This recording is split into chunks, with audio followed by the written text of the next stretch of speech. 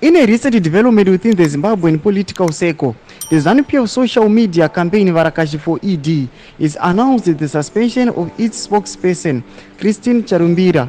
The decision comes amidst what the campaign terms as a social media brouhaha and Charumbira's affiliation with the multiple ZANU-PF affiliates. Ashperi mushe muri Zimbabwe. Sana pina mashoko abda sonyu kwa kwa itomzara nasi. Notivo subscribe or like out on the bell icon. Tipina mnamonyu kwa mchinzi.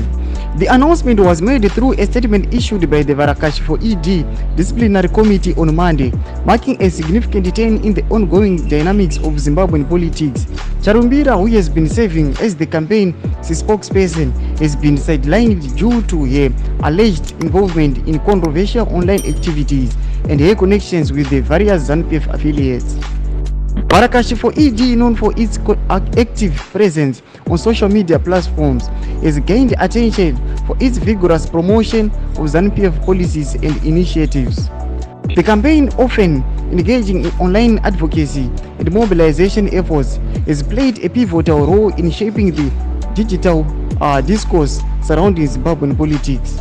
Saka ndo mashaka ari kubuda panapa tichiona kuti aiwa Charumbira anosuspendewa, aiwa nekuda kwekuassociata nema-affiliates. Aiwa muri Zimbabwe tautona kuti mubato reZANU-PF makutoita ma-insecurities noda kwokuti avachatrustani, they never trust each other. Noda kwokuti tautona even kuma-top officials kusvika kuzasi vese hapana munhu achine full trust mune mumwe. Aiwa chiputidza mafungiro enyu muri kudii pamusoro pechitiko ichi nekususpendewa aiwa kwaCharumbira. Pinai comment section medu musangano subscribe, kulike, chimotina on the bell icon.